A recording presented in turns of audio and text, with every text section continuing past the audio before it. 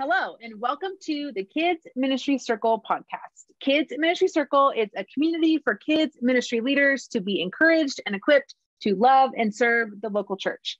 My name is Lauren Jackson, and I am here with my co-host Becca, and we have a very special guest joining us today. Her name is Brooke Green, and we are going to talk all about special needs ministry inside the world of kids ministry and Sunday morning church and all of the things in between. But before we get to that, I have some announcements to make. And first is, did you know that Kids Ministry Circle has one-on-one coaching opportunities? We love to walk side by side with kids ministry leaders as they are either new to their role or working on some big projects and just trying to improve their leadership skills and what's happening in and around their ministry. And we will talk a little bit about how we do that specifically with special needs at the end. So stick around to hear more about that. All right, let's jump right in. Hey, Brooke. Hey. How's it Brooke. going? Hi, guys. Thanks for having me. Yeah, we're so glad you're joining us. Welcome to the Kids Ministry Circle podcast. Why don't you introduce yourself? Tell us about who you are. Tell us about life and how you got started in kids ministry, specifically special needs ministry. Totally. So my name's Brooke. Thanks again for having me, guys. I'm so excited to chat with y'all today. I am a lot of things. I'm a wife. I'm a mom. I have 2 little kids, so my life is chaos. And I have been in the church and parachurch world for many years. I was on staff with international parachurch ministry for several years right out of undergrad. And I actually wound up being a K-2 coordinator, so kinder through 2nd grade, at a local church where my husband was on staff. He is a pastor. And I also wound up in the special needs ministry director role as well. So that's kind of how I wound up in a formal special needs ministry position. But I've actually helped support, start, build, sustain lots of special needs ministry contexts, both for smaller churches who just have 1 or 2 kids who have special needs and just don't know how to support that kiddo. Also, bigger churches that have multiple sites, and I've helped in those set up teardown settings. I've kind of been all over the place helping churches build out, sustain, grow their special needs ministries and advocate for them because it's a huge space for advocacy. So that's a little bit about me. My undergrad degree is actually in special needs ministry because I made it up. I combined special education and psychology and Bible ministry. And so I kind of took from all of those programs to build out this special needs ministry degree. So I guess it's pretty unique and gives me some really good tools to use. That's a little bit about me. Nice. So Brooke, why don't you tell us kind of, before we get into all the things we can do or should do, why don't you just tell us a little bit about what special needs ministry looks like, either at the church you're currently at or even kind of where you were before? Yeah, totally. So my husband and I just relocated about a year ago, and we're at another multi-site church now. We're actually at one of the many campuses, and it's a large mega church, pretty well known. And what's gets my heart really going is that even there, the special needs ministry is not fully developed. It's not fleshed out. They're kind of trying to catch up and meet the needs as they come up, but they haven't been proactive in the past about seeing that through. So right now on my campus, we have 1 student with special needs, and they're trying to figure out how to support this student. And on our main campus, the original campus, they have a special needs ministry that's both self-contained. So we'll talk a little bit about what that means, but a self-contained setting, and they have some volunteers that partner with kiddos in regular programming. So they do have a ministry, but it's, they are playing catch up. There's way more need than they have ministry space or volunteers for at this point. And that's similar to my previous church as well. So I was working on building out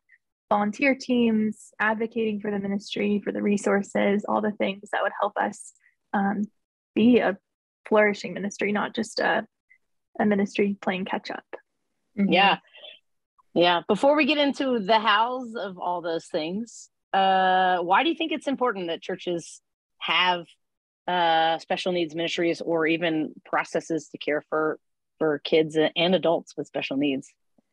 Gosh, yeah, you don't want to get me too going here, but this has just been part of my heart for years and years. If I had time to tell you my whole life story, you'd know that I wound up in settings where people with special needs were. No matter where I was, no matter what my task at hand was, I was in the special ed room in high school. I was helping with special needs orphans when I did an internship in Haiti. And what happened is I saw a need just across all of, industries, organizations, and especially churches, a need for inclusion and accessibility.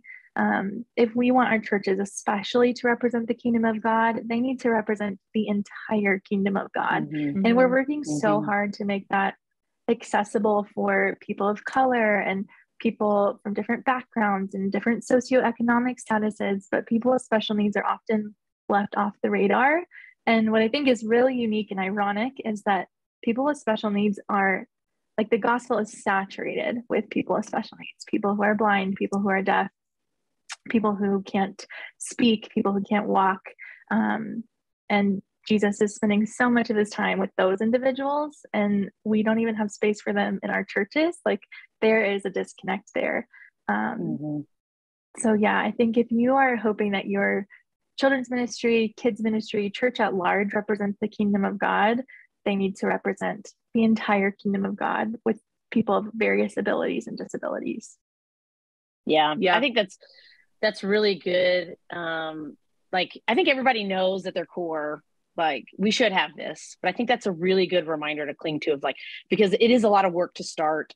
It's going to take resources, it's going to take investment. And I think just kind of that reminder is super important, that we want to represent the kingdom of God. And then I just always like, and this is another soul, like and one that is that has more trouble, and because of the barriers of their physical limitations that make it hard for them. So like Jesus came to us because we could not come to him, we want to make that accessible to them, and I don't think it's just this is another thing I think is important. I don't think it's just like, we want to serve them. I think there's so much for us to learn, because they're part of the body of Christ too. And every part of the body has a function. And there's much for them to be able to contribute to the body. And so we miss out on that when we don't have a place for them. So I love that. Yeah. I love what you said just about how, like, at the beginning, we were talking about your church context, and just how I feel like a lot of churches are probably in this catch-up phase of, maybe they had a thriving special needs ministry, or maybe they were trying really hard to get something started and then COVID happened. And now it's like, well, we're trying to just get Sunday mornings back, and special needs ministry and that desire is way down the list of hopes and dreams. And I feel like, and this has been my experience in kids ministry, is you don't really feel the pressure to start a special needs ministry until you have a special needs family show up at your door. And you're like, what am I going to do? I don't know. Yeah. Like, then you're really playing catch up, because you see the need. They're literally standing at your check-in counter asking if there's a place for their child. And most of the time the answer is yes, but also, is this, do we? Do we? Like, where's my volunteers? Like, all this stuff. And so for those churches who maybe this past Sunday, this was their experience. They had someone walk in and they were like, oh no, our classrooms are all upstairs and we have no access for kids in wheelchairs, or we don't have the needs for kids who easily get overstimulated by loud music and lights. Like, there's so much more than just boys and girls with autism. Like, the spectrum is so large of kids and families in the special needs world. And so for those churches, what do you tell them? What do you say if a kids ministry leader came to you and you're just like, I'm trying to figure this out. This just happened on Sunday. What is my first step? Yeah, that's such a good question. And actually, it will tie back, but let me circle back. Another reason why we have to have this ministry is exactly what you said. But I want to point at those families, the parents that are walking up to your check-in kiosk, and they are exhausted. We know as parents of neurotypical kiddos that we are exhausted, but these parents are going a million miles an hour to get their kids resources. They're advocating for their kids nonstop. They're running their kids to multiple therapies multiple times a week, going to IEP meetings, making sure that the school can actually help their kiddo. They are never stopping with their advocacy, with their parenting, and that will potentially be a longer road than just an 18-year-old graduating and going to college for them. So when those parents are walking up to your check-in kiosk, I think the best thing to start with is listening to the parents, listening to the family and their experience. And if you don't have the resources, this is top priority always, to keep their kiddo and the kiddos in your ministry safe, then you do unfortunately have to typically say, I want to check back in this week and follow up. I want to be able to serve your kiddo and let you guys go to church and also disciple your kiddo. I don't want to just watch the child. I want to make sure that they experience the gospel too. But if you can't keep the kiddo safe and you can't keep other kids in your ministry safe confidently, obviously, then you might have to say, let's follow up this week. And can I please take you guys to coffee? I'll have a volunteer come and sit with us so they can watch your little one. And we can kind of dive into what your experience has been like in the church and how we can support you. And even if you don't know if you can, I think just having that conversation with the parents and being the first person to not say, no, sorry, we can't meet your need at this church, and see them walk out the door and never come back. Like, open up that dialogue with the family and don't let them feel turned away with no next step. Like, you can say, we can't keep your kiddo safe confidently right now, but we would love to be able to do that. Can we please sit down to brainstorm ways for that to take place? So I just say, listen to the parents, and gosh, your heart will break for them and for their experience in the church. There's lots of statistics out there, but 80% of parents to kiddos with autism don't attend church. And that's just one diagnosis and a huge majority. So like you said, there's so many other diagnoses out there, and think about the parents who do have more like medically fragile kiddos. I mean, they've been turned away from so many contexts, not just churches, but if you have nothing in place and you are panicking at the thought, the parent's probably going to be okay with you saying, let's set a date and make that a calendar meeting, like then and there. Say Tuesday at 2, let's meet up because I want to hear your story and I want to make sure your kiddo can come back next week. Yeah. Well, and I think that's so important because, I think it can be overwhelming to think of as you're even preparing and building, thinking of like, we need to be prepared for all of these situations. But even if the same kind of situation arises, every person is so unique, and their needs are so unique that I think that even if you have a robust special needs ministry, I still think that is a step that is so important to take to make sure that we're actually caring well for the family and the child. So yeah, definitely. I mean, there are so many different contexts. You mentioned kiddos becoming overstimulated, kiddos not having access to the facilities, kiddos needing to use the toilet during programming. There's so many things that you will have to think through. And so prioritizing safety is number one, and knowing if you have the ability to do that or not. If you have extra flow volunteers on hand that can keep a kiddo safe for 45 minutes to an hour, then say yes and have the same conversation on Tuesday. If you don't have that volunteer capacity, then keep the kiddo, their family safe, keep your current kiddo safe, and schedule that follow-up conversation. Yeah, I think what you just said, Brooke, gives leaders a lot of freedom, right? There's always this pressure of like, oh no, I want to take kids. And even that can be kids of any kids, because sometimes your classrooms are full and you say, hey, I can't, you need to go into big service or whatever. And so there's this desire, I feel like, in every kids ministry leader to accept as many kids as they can. But what I feel like Becca and I have talked about this at length in this podcast is safety has to be number one. If you can't take kids safely, then you've lost a lot of trust in your volunteers and from your parents. And that has to be the number one priority. And I feel like there's a lot of freedom to say, hey, I'm so sorry, but we cannot compromise safety, and then follow through on that next step piece. And I think I feel like that gives kids ministry leaders just a lot of freedom to just breathe and be like, okay, if this is a goal of ours, here's some next steps of how we do that. We meet with the parents, we maybe connect with some outside resources, we read some books, all the things. And it doesn't need to be perfect from day one.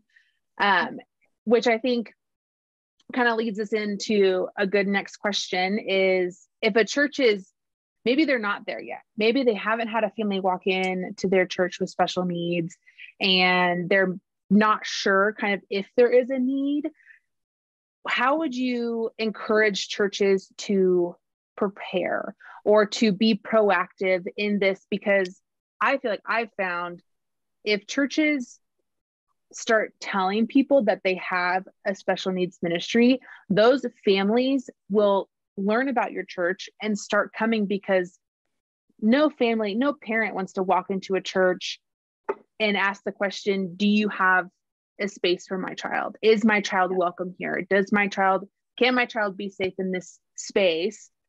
But what a joy it is, and what a comfort to say, oh, that church is saying and telling people that they're ready, they're prepared, and that they want my child in their ministry, and they've thought through some things already. So how would you encourage ministry leaders to be proactive in the step to work on launching a special needs ministry?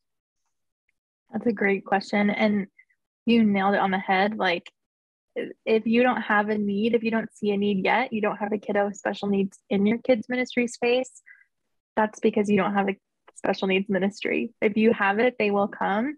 1 in 5 people of all ages has a disability in the United States. It's 20% of the population. So if you look at your children's ministry, let's say you have 100 kids, technically, if they're representing the total populace, there should be 20 kids in that ministry who have a disability of some sort. Maybe it's a learning diagnosis, or it's a physical disability. But if you want to be proactive so that you can meet that need, I would say looking into the resources that are available, which we can talk about, and preparing yourself in that way, just personally preparing yourself so that you have some understanding of what resources are available. If your leadership, your family ministry director, whoever your direct supervisor is, and the team above you is, if they're like, yes, let's do it, I need you to do some research, know what's available to do that research. Also lean into your community. So there are experts, there are subject matter experts all around you. You've got special ed teachers, you've got speech therapists, you've got occupational therapists, you've got behavioral therapists, you've got people in your congregation that know this world, and you've got parents that know this world, or siblings, or aunts and uncles. So start to talk to people, get some understanding. If you don't feel comfortable personally, your volunteers will not feel comfortable eventually. If you feel like, oh gosh, I would have no idea if I were in a room with a kid with autism, or I would have no idea what to do with an adult with Down syndrome who wants to come to kids ministry. If you don't feel comfortable in that setting, your volunteers will never feel comfortable. So start to immerse yourself in the world and lean on your community resources in that respect. Maybe go observe a special ed classroom, or sit in on a therapy session if HIPAA allows, and all the important things. But I really think starting to feel comfortable yourself, and then starting to do the research with the resources that are out there, so that when someone comes to you and says, okay, I've got some resources for you, some money in the bank, what are you going to do with it? You actually have an idea of what next step to take. I love that. I think just the research piece is a perfect first step, right? You want to know a little bit about kind of like what the world that you are exploring. But I also love what you said about go to your local elementary school, like go to your local middle school and like build a relationship with the special needs teacher. And I think that's a really sweet thing to recommend and to do, because that totally immerses you in their world. And I'm sure in that, however long you are able to experience a special needs classroom, you'll probably like laugh and learn all sorts of fun things and have so much fun. And I think I'm like, oh, I want to go do that, because that sounds so fun to me, to just go and experience, but also support the special needs teacher and to say, hey, how can we support you as the church? I feel like a lot of times the conversation, a lot of kids ministry leaders want to partner with the local schools and want to support their teachers. And this is just one way that the church can say, hey, we want to support you and we want to encourage you and champion you and cheer you on. What does that look like? And then hopefully you can receive some encouragement in some ways that your ministry can serve these kids outside of school hours. I think that's a great idea. Yeah. Brooke, what would you say is a, great, or maybe great is the wrong word there, qualifier, but what are some ways to recruit volunteers to serve and help in special needs ministry? That's a good question. That is a great question. I think what does become a little bit tricky, and you guys probably feel this just in kids ministry, we've all felt this before, the tension of people who are experts on kiddos and love kiddos are school teachers and nannies, and they dedicate their whole lives to this. So do we want to ask them to give more time on a Sunday? Same with special needs ministry. You're going to want to tap into those resources. And I do think it's helpful if you've already done that like exploratory research phase, you've talked to special ed teachers, you've gathered people in your congregation who do pediatric therapy with kids with special needs. I think tapping into those resources and saying, hey, would you be interested in helping me like be the scaffold basically for this ministry? I know that you do this full time, but would you be willing to pilot it with me, get it started? So we've got experts in the door. You can help me train the new people who maybe they're current kids ministry volunteers and they happen to love kids with special needs, but you never knew this. Pulling those people in and getting the proper training. So I think definitely tapping into that, like I would call them like your subject matter experts, your consultants, whoever they are in the community, tapping into them at first, but kind of with not an expiration date in mind, but give them the leeway and the freedom to say, I don't want you to commit to this every single Sunday for the rest of your life, but could you help me for the first 6 months launch this ministry and make it a safe and welcoming space? And could you help me train up the next people who would take the reins from there? So I think starting with those people that are in the community and in your, network and your arm's reach for now. And I think another piece is once you start, again, if your church is interested in this, considering it, exploring starting special needs ministry, you could be one of the only ones in your area doing it. So if you do have a network of people in the special needs world and families start coming to you, they're going to recommend, oh my gosh, we have a part-time nanny and she would love to come serve here. And even with our family specifically, or we know some people who are on our babysitter list and they're really great with the kids. They would be great volunteers and they're going to give you lots of good recommendations too. But I would say having that kind of pilot team will help you exponentially for sure. Yeah. That's good. I've definitely had that experience before of having people who were, whether they're licensed school psychologists or special education preschool teachers, or just, special ed teachers in general, that have been really helpful in getting things started. So yeah, totally. It's a great idea. They can also be good resources for if you have 1 or 2 kiddos in your current ministry and you're like, can you just help me brainstorm? Can we come up, like, I have this kiddo, you don't have to share any identifying information, but you can say, I have this kiddo who's struggling with this in our kids ministry setting.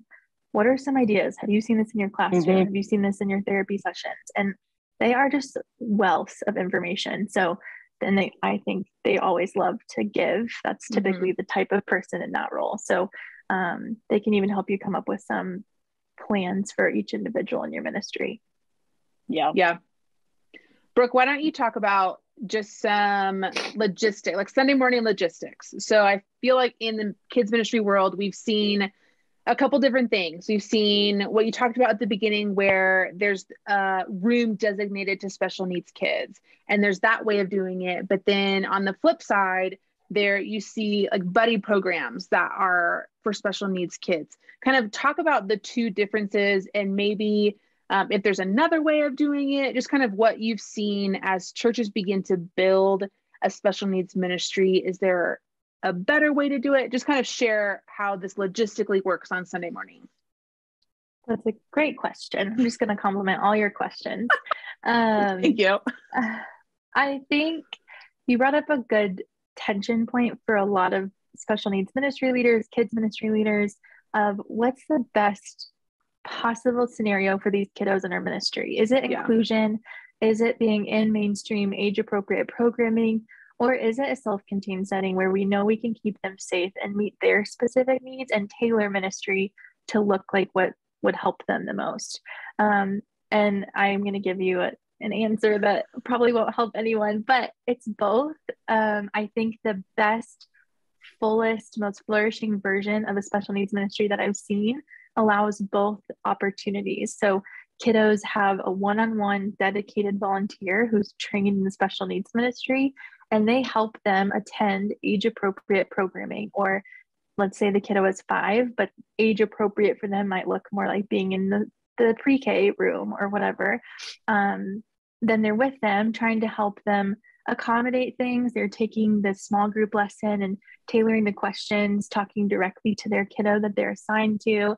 They're always looking out for those opportunities in age-appropriate programming to help the kiddo be included and be a part of everything that's going on. And some parents are going to be so passionate that that is the case for their child.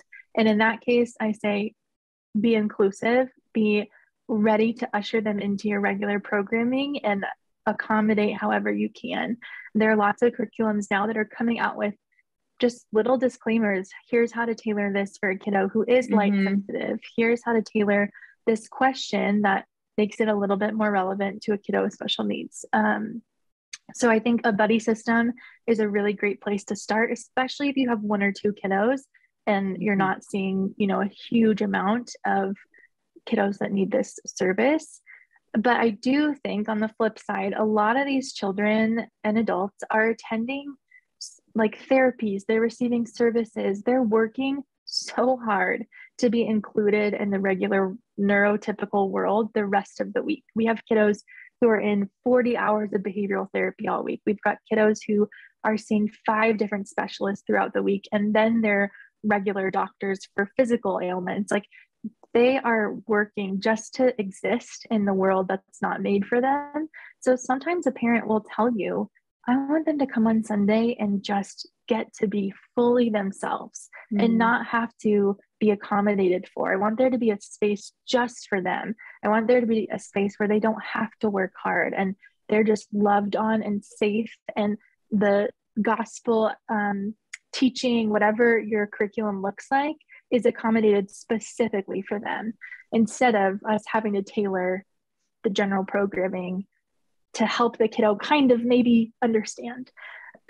So I think what's really ideal is to have a buddy program for parents and kiddos who do great in general programming, who want to be included, and they want to be with their age appropriate peers, and also having a space for kiddos who don't want that or don't need that.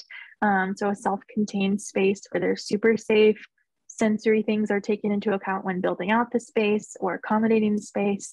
And there's still teaching going on. I think what's important is that that's not just a room for babysitting. That's another area that your kids ministry is taking place. And then what can happen is there's some crossover. So there could be, kiddos who like the self-contained space, but like to go into large group and dance and have tons of fun during the worship. And then there are kids who need to go into the self-contained setting, but they can come in for the quiet teaching moment in the small group setting. So that allows for some back and forth. And that's why I think a hybrid is really the most ideal, not always possible. Yeah. Yeah. And I mean, I like what you said. It depends on the family, right? And what their needs are. Even sometimes, being able to ebb and flow, like, this has been a really good month, and so we're going to lean more this way. This has been a really hard month for some other reasons, so we're going to lean this way. And so I like being able to have that flexibility. If they were to have a self-contained space, what do you think they should start with, like, in that space? Like, what do they need in that room or that building or whatever, depending on the resources? Yeah, that's a great question. I think a big piece of it is just accessibility. So if you've got a room that's close to an entrance or an exit that's wheelchair friendly, that's a great room. If it has its own entrance, so it's even better. At one of my church settings, we had a self-contained room that actually had its own separate hallway, and it was technically like a fire escape, but they let us use it to let the kiddos come in, and it was so nice. We had our volunteers, they got to walk out that door, greet the family at the car. There was no chaos, like we all know is at the regular check-in stations or the lobby of our main campuses. They walked them back through this small hallway, got them into their setting, checked them in individually, and it was like the best scenario. So accessibility is number one. Again, these kiddos are accommodating to regular learning settings all week long. They're probably in general education or maybe a special ed room for part of the day.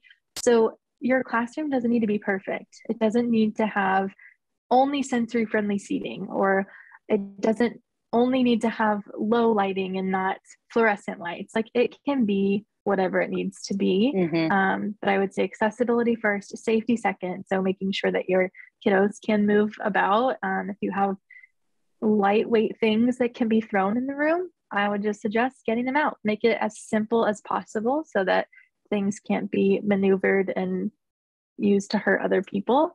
And then if you do have the resources, to add in some sensory friendly seating options. If you have the opportunity to have like a sensory bin in the room, a space for just kind of a calm corner, heavy weighted blankets. If you have the ability to, you do have fluorescent lighting, there's actually some like light covers that you can hang up over them to not only color the light, but also dim it and make them softer. So there's lots of ways that you can kind of tweak the setting, but it doesn't have to be perfect. It doesn't have to be built for special needs ministry. Obviously, that'd be amazing, but we don't always have those resources. So I would just say safety first, and then trying to simplify as much as possible. Get out the clutter and make the things in there as accessible as possible. Yeah, that's great, especially for people who might be at a mobile congregation. Totally. And so, figuring out how to make that work for their kiddos. So, no, that's great. And I feel like going back to kind of what we've been saying over and over again is talking to the parents. And that's a great question to ask parents and ask the specialists that are in therapies and special ed classrooms and all that stuff of like, hey, what's in your classroom? What do you have at home? What are toys that your child loves to play with at home? And try and kind of gauge that, because then those things can be mimicked in the classroom on Sunday morning, because they're like, oh, I have these blocks at home and I love to play with them, and now they're at church and that's super fun. And so I think, again, it kind of, everything I feel like is tying back to this conversation of hearing the parents and getting to know the family and starting to learn about who their child is and what they like and what they think is fun and how you can best serve them. Okay, so now's the fun part. Now I'm going to ask you about resources. So I want you to think, let's do kids ministry leader resources first. So thinking about training volunteers, kids ministry leaders who want to learn, but then also I feel like we can touch a little bit on parent resources. A church is a place where all people that can come, but also a lot of people are experiencing a diagnosis for the first time. So maybe their child was a part of your ministry and they just got the autism diagnosis, or something happened and they're entering into the special needs world for the first time. And so those resources for parents and maybe siblings, I feel like a question that kids ministry leaders get a lot is this event just happened in our family, and we're trying to get our child into therapies and get them back in school and all of these things, but also we're trying to navigate what this means for our other kids. And so those are, I feel like, the kind of two sections that I'm thinking about. So let's start with the resources for the kids ministry leaders / volunteers. The resources out there are honestly slim, and we'll talk about the ones that I think are the best and very, very accessible to us and make sense to us as non-doctorate level psychiatrists or diagnosticians, because the language can get hard. I could recommend you all go out and buy the DSM-5 and learn every single diagnosis that's possible, but I don't think any of us want to do that. So I will say some of the spaces and resource kind of hubs out there that are the best for special needs ministry leaders, kids ministry leaders, would be Johnny and Friends. That is an incredible ministry, parachurch ministry that exists for the sole purpose of making the church more accessible to individuals with special needs. So go check out their website. They've got an actual series that walks you through the special needs ministry process, the why, the how, what it could look like. They're really good little tiny books. They're short reads, but you can actually download them for free as a PDF version, or you can buy the collection and support the ministry and share them with your leaders. Like if you're in that exploratory phase and you want them to be learning with you or asking questions with you or considering adding a budget line, that's a great book series to kind of walk them through. Start with Hello is the first one in the series, and that's a perfect one to even hand off to that like executive pastor or someone who might be walking this path with you. And Johnny and Friends also offers some coaching opportunity where they can come into your setting, they can see what it looks like, they can give you ideas from other churches in the area or in the state. So if you're lucky enough to have a Johnny and Friends coach in your area, you can find that on the website too. They're just an awesome resource, and typically they do a lot of their services for free. So definitely take a look at Johnny and Friends. There are a couple other resources out there. Unfortunately, one of my favorite special needs ministry books is out of print, but I can I'll have Lauren link it. It's still a good resource, and if you can snag one that's used on Amazon typically. So, but it's a really good book by Amy Fenton Lee. It walks through the hows, how to start training your volunteers, where to start if you have nothing, what an intake form could look like. It really gives you lots of the initial resources when you're feeling like you're just treading water. You have no idea where to go next. So those are two of my top recommendations. If you're starting the exploratory phase and you're starting to ask those questions, Johnny and Friends and Amy Fenton Lee's special needs resource book. That's awesome. Yeah, thinking of parents switching over, something that I found in most parents who've just experienced a diagnosis are, like you said, just flooded with information. It's a whole new world. And something that I've found while being in relationship with these parents is most of them, if they get connected to the autism community, the Down syndrome community, someone will have already shared this work with them, but it's a poem called Welcome to Holland. And it's literally a poem about someone planning a trip to go somewhere, and they think they're going somewhere like Italy. I can't remember the location, but they think they're going somewhere. They're planning this trip. They have an itinerary. It's amazing. And that's just like a parent who's expecting a child, and then the child is born, they get a diagnosis, or they reach 18 months, they get a diagnosis, etc., whatever the setting is. And then it's like landing the plane, and the stewardess says, "Welcome to Holland. You're in Holland now." And Holland is beautiful, and Holland is one of the most gorgeous places in the universe, and has so many things to offer, so many experiences to be had, but it's just different. It's different than the experience these parents planned to have. And so I always like to share that poem with parents that are coming in with a new diagnosis, because probably what they've heard, which is very sad, but in the medical setting, is not optimistic, not hopeful, lots of pessimistic views of progress for their kiddos, livelihood for their kiddos, futures for their kiddos. And so giving them something optimistic and just reminding them that there is so much good to be had here. That's just a great resource. So that's called Welcome to Holland.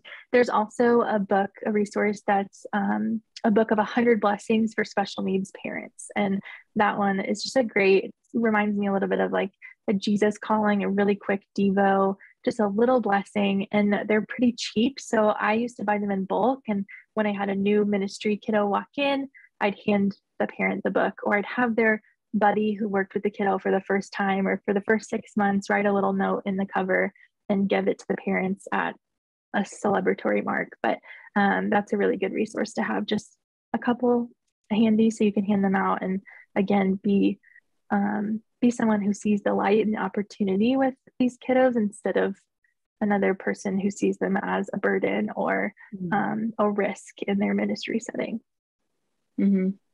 That's great. Those are some really great resources, and I will link those in the show notes of our podcast. So, as we continue this conversation, as Brooke thinks of more things, we'll try and link as much as we can. Things like weighted blankets and special toys that are really well loved across the special needs community. We will link as much as we can so that it's all in one spot. Becca, do you have any more questions? Because I have one more, if you don't have any more. I mean, Brooke, we've been serious this whole time. And so I was just going to ask, like, what do you like to do for fun? What's a fun side of Brooke? I feel like this is my 7 coming out. We've been serious this whole time. I love it. And I need to know more about you. So. Yeah. Okay. So, let's see, what's fun about me? I feel like I'm drowning in just being a mom of 2 under 3. And so it's, my kids are wild and fun, but I would say on my own, I am also wild and fun. I am like a speed reader. So I try to set some lofty goals for myself each year reading wise. And I love to hit those goals. Like, it's so nerdy of me, but I feel like back in grade school, when we had AR tests, I was like, this is what lights my fire. So I love to read.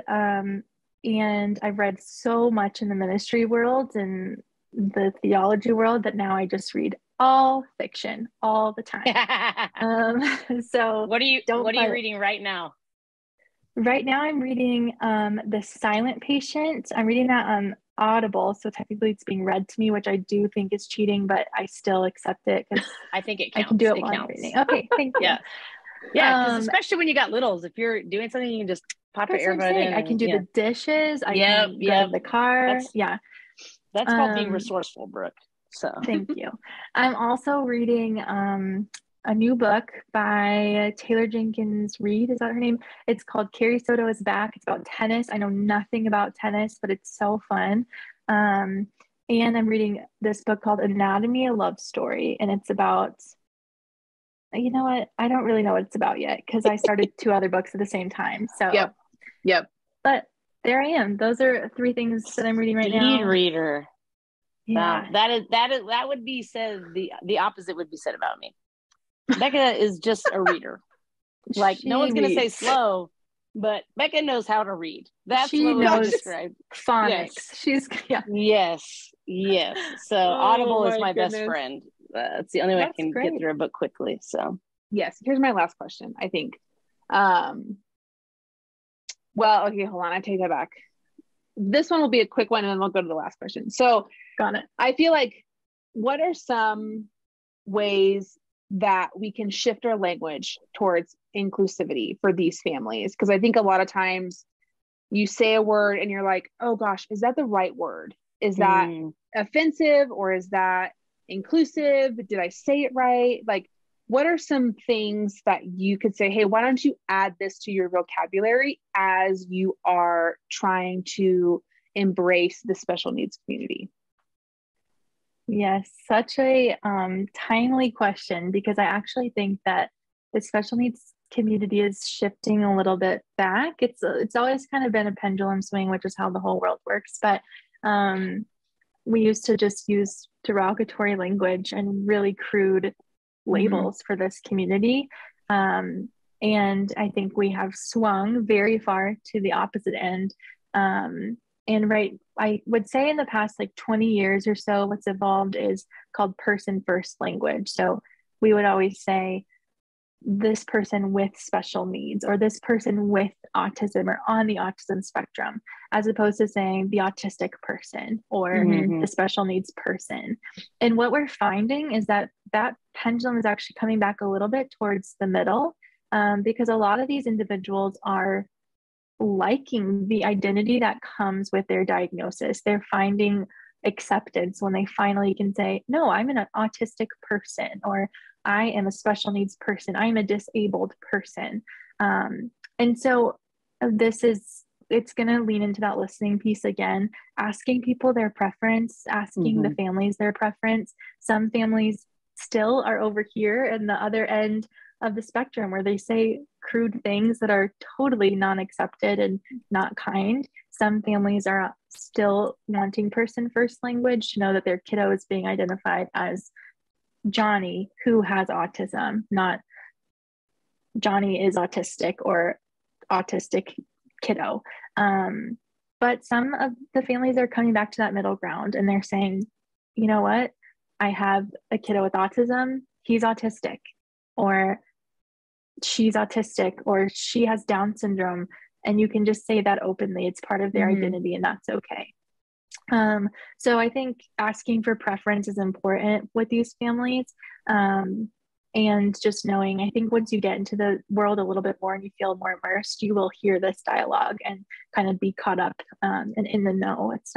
Won't be as scary. And if you trip over your words, you can always just be like, you know what, I'm really sorry. How would you like me to identify you and your diagnosis? So yeah, never be afraid to just say, oh my gosh, I'm so sorry. How can we go back? Yeah, that's great. Okay.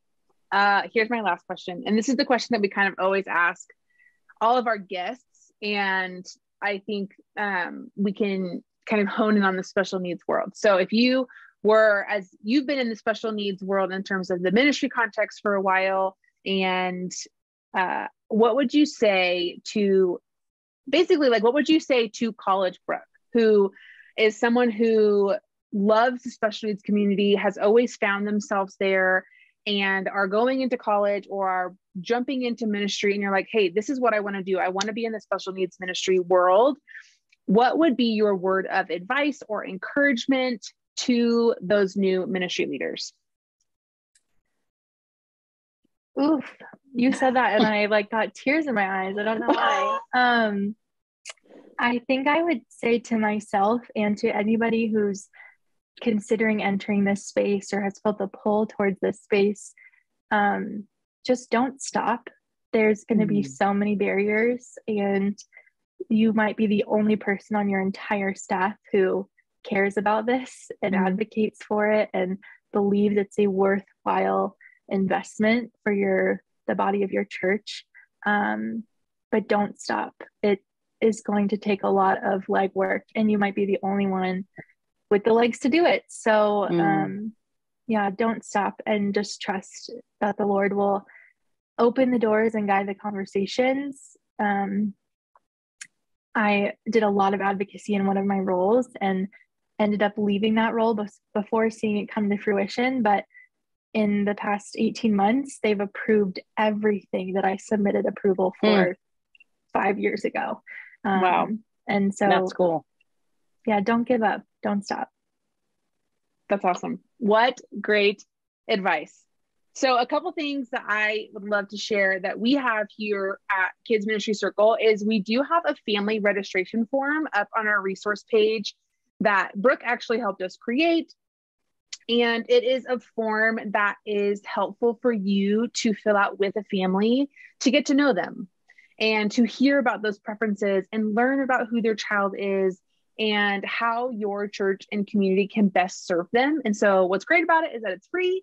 And so you can head over to kidsministrycircle.com/resources and find that resource there. And I will also link it in the show notes as well. And then our second thing that we have here at Kids Ministry Circle is Brooke is actually our special needs specialist here at Kids Ministry Circle.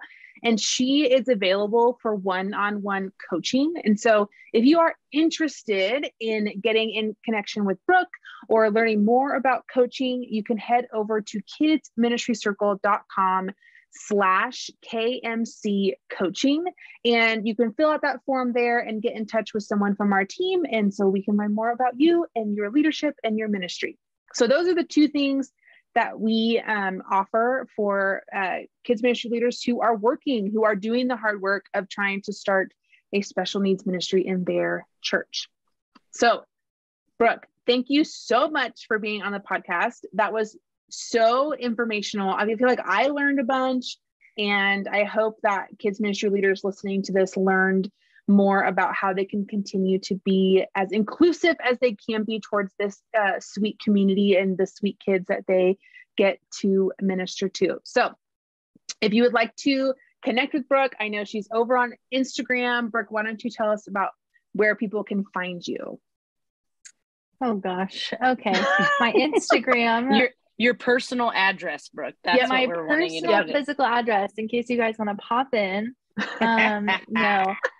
My Instagram handle is at Brooke_E_green, and you're welcome to give me a follow there. I would love to share resources with you and any developments that I hear of in the community.